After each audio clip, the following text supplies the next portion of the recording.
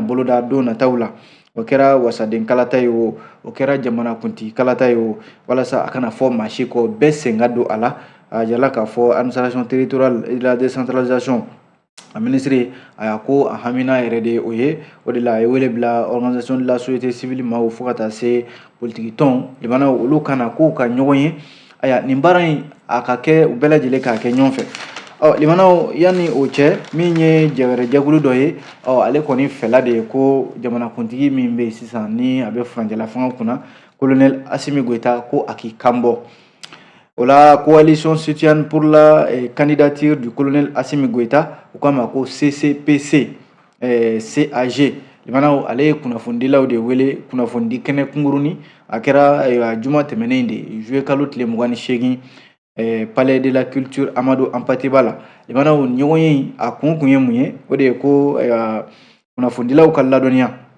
k'a dɔn k'a fɔ coalition min filɛ nin n'a sigira kun wɛrɛ foyi tɛ nin jɛgɛrɛjɛkulu in sigili la fo k'a ɲini furancɛla fanga ɲɛmɔgɔ n'o ye colonel Assimi Goïta ye ko kalata jamanakuntigi kalata min bolodalen bɛ ka bila février kalo natɔ in san 2024 na k'u b'a ɲini jamanakuntigi fɛ a k'i kanbɔ fanga nɔfɛ o la sa jɛgɛrɛjɛkulu min filɛ coalition citoyenne pour la candidature du colonel Assimi Goïta a ɲɛmɔgɔba ni o ye Adama T Kulubali ye limana ni jɛgɛrɛjɛkulu in sigi kun min b'a la a bɛna o de ɲɛfɔ a ko kabi démocratie fanga nana an ka jamana kɔnɔ yan fo ka n'a bila bi la limanaw ko démocratie fanga ye fɛn fɛn kɛ a ye baara o baara boloda limanaw k'a si ma ɲɛ u bolo ko politikimɔgɔw yɛrɛ olu kɔni ta kɛra la u da bɛ fanga la nka u ma se ka Mali jamana limanaw baara o baara kalifalaw la u ma se ka baara ninnu sigi sen kan Fasili ka kuma do dɛ n'o ye Adama T Kulubali ye ale min bɛ ka nin kuma fɔ Nouvelle Horizon kɔnɔ a ko n'i y'a lajɛ ko politikimɔgɔw ye baara o baara boloda démocratie fanga boloda fo ka n'a bila bi la limanaw ko baara ninnu k'a ye dɔ de fara gɛlɛyaw kan fantanya limanaw ka dɔ fara lakanabaliya kan wa ko kɔsa in yɛrɛ la gɛlɛya min binna Mali kan n'o ye lakanabaliya ye o kɛra sababu ye jamanaden caman de y'i sigiyɔrɔ bila jamanaw ka taa i kun dogo gɛlɛyaw olu ɲɛma ko bi in na n'i y'a lajɛ jamanadenw kɔni bɛ gɛlɛya dɔ de kɔnɔna la sigidalamaw caman de bɛ yen minnu bɛ yen ni gɛlɛya tɛ gɛlɛya ye jamanaw u bɛ o gɛlɛya ninnu kɔnɔna la ko k'a sababu kɛ démocratie fangaw ye olu ka baara kɛcogo juguya ye o la sa Adama T Kulubali a ka ɲɛfɔli la a ko olu minnu bɛ nin tɔn in kɔnɔna la Bamako dɔrɔn tɛ dɛ ko Mali marabolo caman de bɛ tɔn in kɔnɔ hali jamana yɛrɛ kɔfɛla la jamana minnu bɛ tunga la olu fana bɛ nin tɔn in kɔnɔ k'u caman de bɛ u jigi bɛ colonel Assimi Goïta kan limanaw a ka se k'i kanbɔ sabu k'a ye baara min daminɛ furancɛla fanga in kɔnɔ limanaw k'i bɛ se ka baara in i bɛ se k'a ɲɛfɔ k'a sɔrɔ ni i ma maloya sɔrɔ i bɛ se k'a ɲɛfɔ Mali kɔnɔ yan i bɛ se k'a ɲɛfɔ farafinna yɔrɔ o yɔrɔ y'i ja colonel Assimi Goïta ye baara minnu boloda k'i bɛ se k'a ɲɛfɔ k'a sɔrɔ ni i kun kɔrɔ limanaw ko n'i y'a lajɛ Mali finitigiw kun bɛ lahalaya dɔ kɔnɔ ko jamanakuntigi nana ni kura fiyɛ olu la ka minɛnw caman di u ma olu yɛrɛ kɛmɛ sababu ye bi u bɛ ka jamana fan caman lakana binkani wale minnu ni bamanciya wale minnu kun bɛ yen limanaw ko hali n'a sɔrɔla a ma ban pepewu ko caman kɔni bɔra a la Adama T Kulubali ka kuma in a tilala k'i kanto tuguni ko min bɛ tali kɛ Mali ka se ka yɛrɛma hɔrɔnya farida limanaw ko o ma kɛ ni sira wɛrɛ ye o Mali sera ka min ye Faransi ka kɛlɛcɛw gɛn ka bɔ Mali kɔnɔ yan min ye jamanakuntigi ninnu ye u tilala ka sira di min ye diɲɛ kɛlɛyatɔnba ka bolofara min bɛ Mali kɔnɔ n'u k'a ma ko MINUSMA limanaw ko furancɛla fanga ɲɛmɔgɔ ninnu u ye sira di olu fana ma k'u ka taa Mali bɛ se k'i jɔ n'a yɛrɛ ye ko nin bɛɛ ye siraw ye olu kɔni bɛ se ka da jamanakuntigi la colonel Assimi Goïta olu kɔni ma min fɛn wɛrɛ fara nin kan dɛ olu minnu ye sifinnakaw ye u kɔni ɲɛ b'a la jamana in sini n'a tora jamanakuntigi colonel Assimi Goïta bolo ko a bɛ se ka jamana in a bɛ se ka yɛlɛma ka bila sira wɛrɛ kan ko olu dan b'a la k'o bɛ kɛ dɛ sabu ko an ka jamana sariya sunba kura min filɛ nin n'a a bolonɔ bilala jamanaw ni Mali bɛ a ko hukumu kɔnɔna la sisan k'o yɛrɛ de ye sira di k'a fɔ ko jamanakuntigi colonel Assimi Goïta limanaw ka a bɛ se k'i kanbɔ fanga nɔfɛ k'olu kɔni labɛnnen bɛ san 2024 natɔ in u ka jɛrɛjɛkulu in u bɛna wuli k'u jɔ ka u kan legelege k'a fɔ Assimi Goïta ye ko olu b'a nɔfɛ k'a k'i kanbɔ fanga nɔfɛ. A y'a Baraweli mara de la nin bɛɛ lajɛlen bɛ Segu mara de kɔnɔna la. A jirala k'a fɔ Banbanci wale tigilamaw minnu ma lakodɔn cɛ marifatigiw limanaw kari su ka dugu jɛ ntɛnɛn yɛrɛ la juillet kalo tile 31 kununko a jirala k'a fɔ nin ye walejugu tigilama dɔw ye minnu bɛ yen ni maramafɛn minnu bɛ yen n'o ye arme automatique ye o de tun b'u bolo ani maramafɛn minnu bɛ mugu jugu fili n'an k'a ma ko lance roquette limanaw ko u y'o de kɛ ka tiɲɛni kɛ mairie min ni o bɛ Kɔnɔbugu mairie kofɔ fo ka taa se Kɔnɔbugu ale ye gendarmerie limanaw u ye walejugu in kɛ o kɔfɛ u ye bolimafɛn 2 n'o ye moto 2 ye u kɔni y'olu jeni ani mairie so dɔw bɛ yen limanaw ko marifakisɛ yera yen nɔ fana kogo dɔw tiɲɛna a yala k'a fɔ u ye bolimafɛn 3 n'o ye mobili 3 ye u y'o fana suɲɛ ka taa ni o ye min ye Fasiri ye Nouvelle Horizon a ko kunnafoni olu y'a sɔrɔ cogo min na ko yanni u ka Banbanciya wale in kɛ a bɛ n'a fɔ dɔgɔjɔla dɔw n'o ye maa minnu bɛ taa dɔgɔ jɔ dɔgɔ furancɛ dɔgɔw ko a bɛ n'a fɔ u ye Banbanci ninnu kɔni ka walejugu u nana boloda nɛgɛ kanɲɛ 22 waatiw de la u y'a ɲɛsin an ka finitigi minnu bɛ yen n'o ye force spéciale antiterroriste FORSAT u ye mugu belebeleba in n'o ye lance roquette ye u y'a fili olu de ma ko maa minnu ye seere sɔrɔ olu dɔw y'a jira k'a fɔ ko marifacikan kɔni tun bɛ sen na a ye waati damadɔni kɛ an ka finitigiw o ni Banbanci ninnu u tun bɛ marifaci la ɲɔgɔn na maaw y'o jaw yɛrɛ ta limanaw k'o bila bɔlɔlɔw sanfɛ min bɛ tali kɛ marifakisɛw fana maaw ye o ye u ɲɛna marifakisɛw kun bɛnbɛnnen bɛ fantan 4 bɛɛ lajɛlen fɛ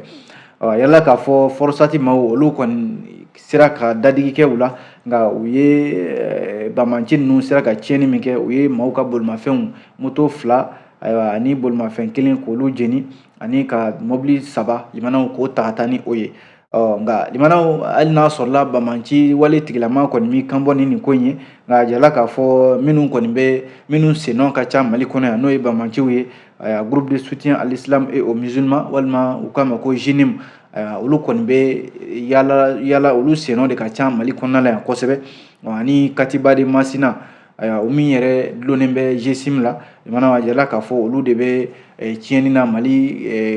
tilebiyanfɛ dugu ani kɔrɔnfɛ dugu caman na nka n'i y'a lajɛ État islamique ale de ka bolofara bɛ Menaka mara in kɔnɔ ka taa fo Mali ani Niger o fanfɛlaw ani Gao fo ka taa se Tombouctou ale kɔni de dagan bɛ nin yɔrɔ kofɔlen ninnu na siga bɛ se ka kɛ jɛrɛjɛkulu min na o de ye Yadi Agali ka GSIM ani JINIM Katiba de Masina siga kelen bɛ olu de la hali n'a sɔrɔla u m'u kanbɔ nka limanaw hali sisan ko kibaruya ma di fɔlɔ an ka finitigi ɲɛmɔgɔ so état major général des armées ale kɔni ma communiqué kɛ a ko siratigɛ la fɔlɔ k'a dɔn k'a fɔ nin ko in a kun ye mun ye siratigɛ la kunnafoni filɛ nin ye an ye nin bɔ Nouvelle Horizon kɔnɔ aw bonya b'a la.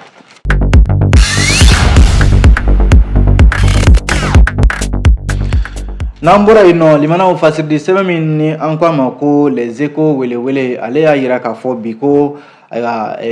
kununko o kun ye juillet kalo tile 31 limanaw o bɛ maaw hakili jigin don de la don min n'a talen don ka ɲɛsin an balakaw ma limanaw farafinna an balakaw minnu bɛ yen ni olu jɔra farafinna bɛ se ka a ka kelenya sɔrɔ cogo min na an balaka minnu bɛ yen ni musow limanaw ni a jirala k'a fɔ journée panafricaine de la femme san o san juillet kalo tile 31 o bɛ ɲɛnamaya farafinna ale kɔnɔna la limanaw n'i y'a lajɛ a bɛ kɛ hakililajigin de ye ka ɲɛsin musow ka kɛwalew ma musow ka kɛwale minnu bɛ yen ni olu sɔnna ka se ka hakililaw yɛlɛma ka se ka fara ɲɔgɔn kan limanaw musow yɛrɛ ka sen yɛrɛ kɔrɔ ani farafinna yɛrɛ limanaw farafinna kurukara bɛɛ lajɛlen musow ka den kɛrɛfɛ a bɛ se ka ban farafinna kɔnɔna la cogo min na o de bɛ maaw hakili jigin 31 juillet la min ɲɛnamayara kununko farafinna ale ye dugu bɛɛ lajɛlen kɔnɔna la a jirala k'a fɔ journée panafricaine des femmes fɛn de wulikajɔ fusaya ni sigili ye ka min ye hakilila falen k'o fusaya ni makun ye k'a jira k'a fɔ musow gɛlɛya fɛn fɛn mana u sɔrɔ limanaw o musolaka kelenw olu de bɛ se ka wuli k'u ka gɛlɛyaw furakɛ wa o gɛlɛya furakɛ de senfɛ dɛ limanaw nin don in o de taara ka di musow ma n'o ye journée panafricaine ye farafina musow de tɔgɔla don don limanaw a jala k'a fɔ n'i y'a lajɛ farafina dugu 54 minnu bɛ yen n'a jala k'a fɔ san o san musow ka se yɛrɛkɔrɔ musow ka to yen k'u ka hakililaw bila sen kan walasa farafina jamana nɔgɔ la cogo min na a jala k'a fɔ bɛnkan min n'o sɔrɔla farafina sigi min kɛra Maputo n'u kama ko Charte africaine des droits des hommes et des peuples protocole de Maputo limanaw o de senfɛ a jala k'a fɔ farafina musow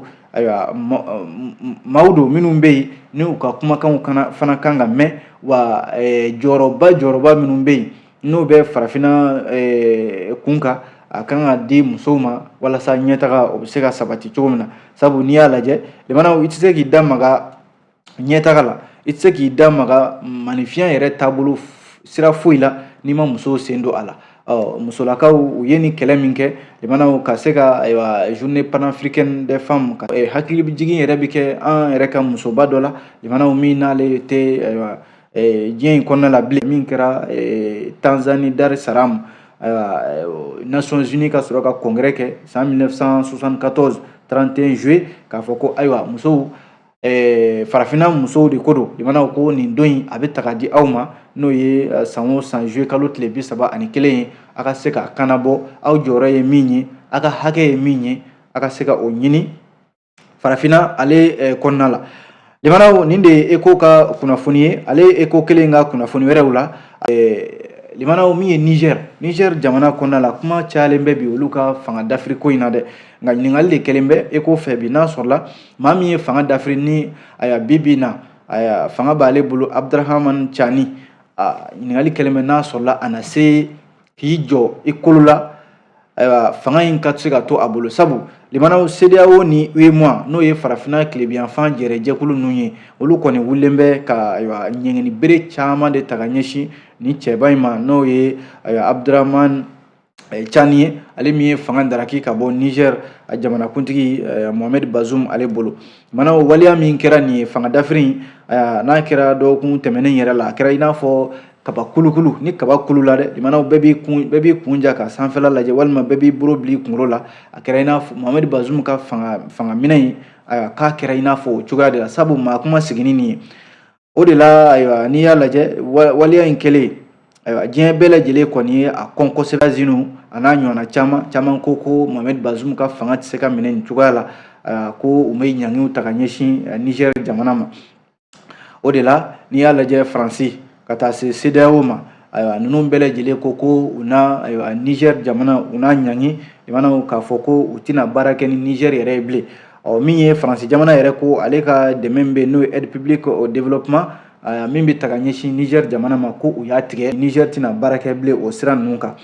fo u ka Mohamed Bazoum u ka n'i y'a lajɛ limanaw min bɛ tali kɛ politique tɔn min bɛ n'o kama parti nigérien pour la démocratie et socialisme PNDS ale yɛrɛ fana ye jalaki bɛn kosɛbɛ ni fanga dafirila ninnu kan n'i y'a lajɛ limanaw min ye CEDEAO ale ni UEMOA yɔrɔ kɔsa in na olu kɔni ye ɲangini belebelebaw de ta ka ɲɛsin ayiwa Niger maa minnu ye fanga ta sisan n'o ye sɔrɔdasi ninnu ye ko alima sɔrɔdasi ninnu n'u ma ɲangini n'u ma faamuya ayiwa fan fila bɛɛ CEDEAO walima Niger ayiwa ni fila bɛɛ ka sini ɲininkali de bɛna k'a la a bɛna kɛ cogo di sabu ni ninnu ma sɔn limanaw CEDEAO fana kɔnɔlatɔn a la dɛ kunnafoni filɛ nin ye ECHO de ye nin kuma fɔ aw bonya b'a la.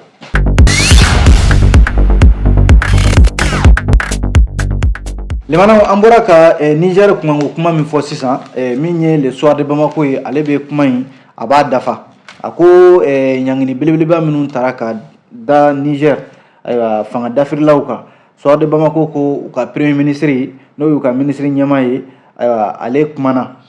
Ohudu Mahamadu a kumana fanga dafiri in kan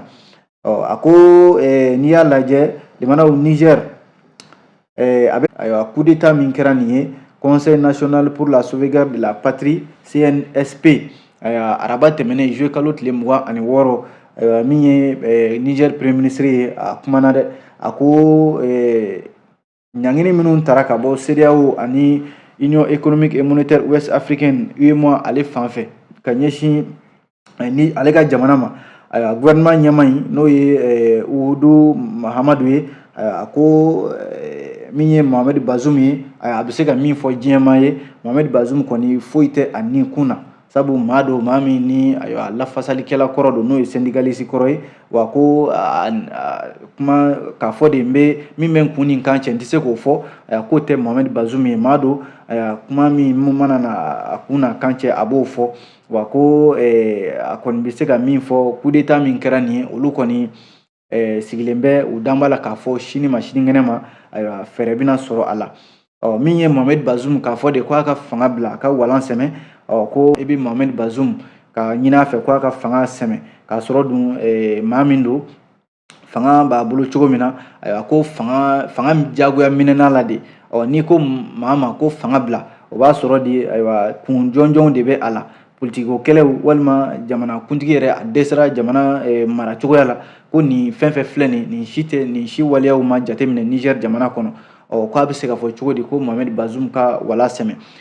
n'i y'a lajɛ ko Niger jamana furadama jamanaw politiko kɛlɛ tɛw fɛ yen k'a fɔ de ko nin ye gɛlɛya wɛrɛ sɔrɔ ko nasiraw la walima k'a fɔ ko nin ye Niger ye bamanan wale dɔ kɔnɔna la min tɛ se ka kɛ dabilabali ye ko nin si tɛ ka fanga bila ko sɔrɔ ko nasiraw yɛrɛ la ko Niger san o san dɔ de bɛ fara u ka jamanadenw ka sɔrɔ kan min ye premier ministre ye Niger premier ministre a ka kuma de ye nin ye a ko n'i y'a lajɛ fana politiko nasiraw la ko k'a fɔ politiko gɛlɛya bɛ Niger jamana kɔnɔ k'o tɛ yen maa bɛ yen k'o bɛ fanga sina la u bɛɛ lajɛlen bɛ sigi ka kuma ɲɔgɔnyaw de b'u ni ɲɔgɔn cɛ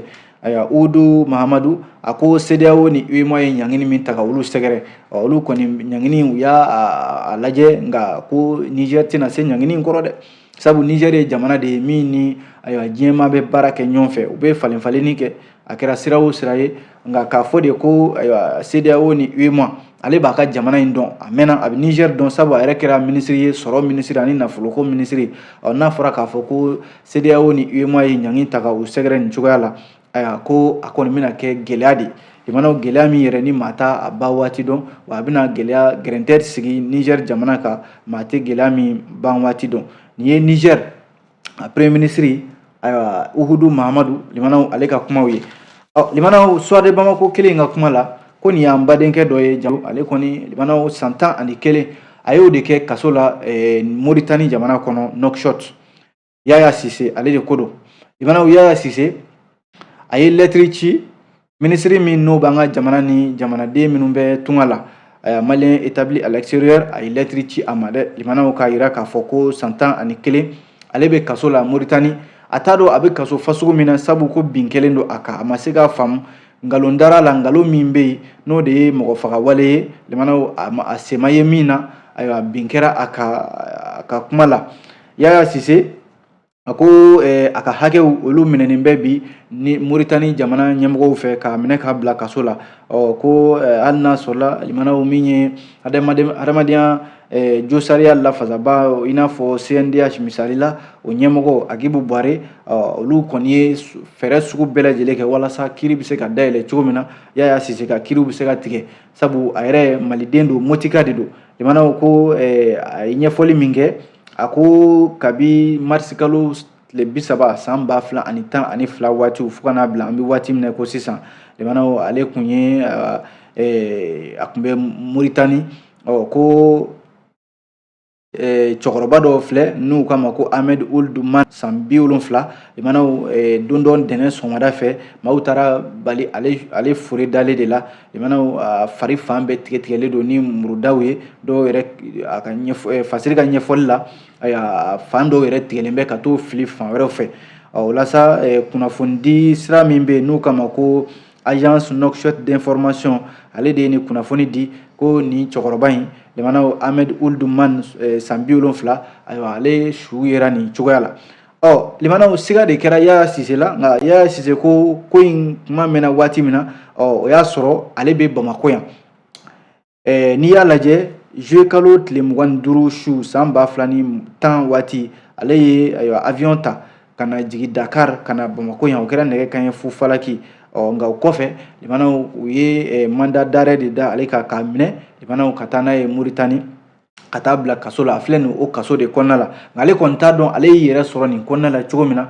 nkalon dara la k'a fɔ ko ni cɛ min filɛ ayiwa n'o ye Ahmed Ould Man san 70 ko a fagara sigida dɔ n'u k'a ma ko Sale o kɔnɔna la limanaw a kɔni bɛ o kasosigi de la o de la kiiri min n'a fɔra k'o ka tigɛ kiiri in de sen tɛ ka tigɛ ale kɔni bɛ kaso la kaso min n'a t'a dɔn a bɛna taa laban cogo min na a ye wele dakan bila lɛtiri a y'o ci an ka minisiri u ka se k'u da don nin ko in na walasa ale Yaya Sise a ka jo ka se ka di a ma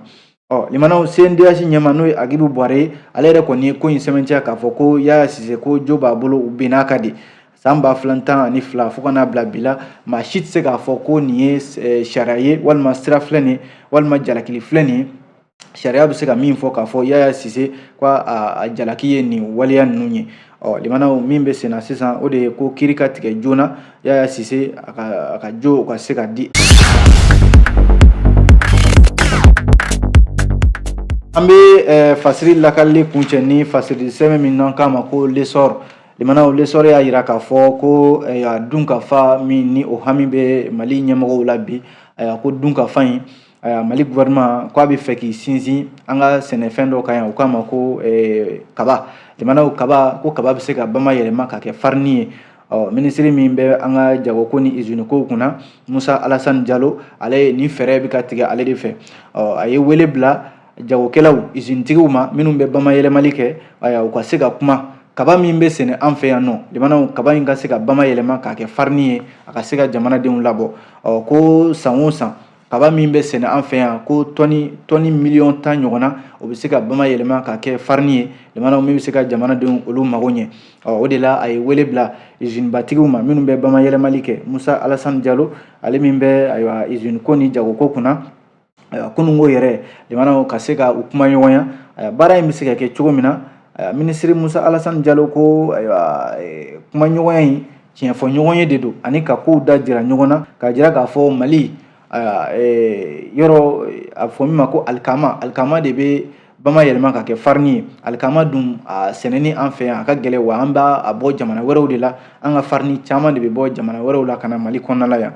n'a ma ɲɛ k'a fɔ ko an dulonnen don diɲɛma la farini ko ni alikama ko la Musa Alassane Jalo ko fɛɛrɛ min bɛ yen sisan o de ye kaba min bɛ sɛnɛ an fɛ yan nɔ o kaba limanaw o ka fɛɛrɛ ka ko la o ka bamayɛlɛma o ka kɛ farini ye an dulonnen ka bɔ maa wɛrɛw la ten sa walasa Musa Alassane Jalo ko nin baara min filɛ nin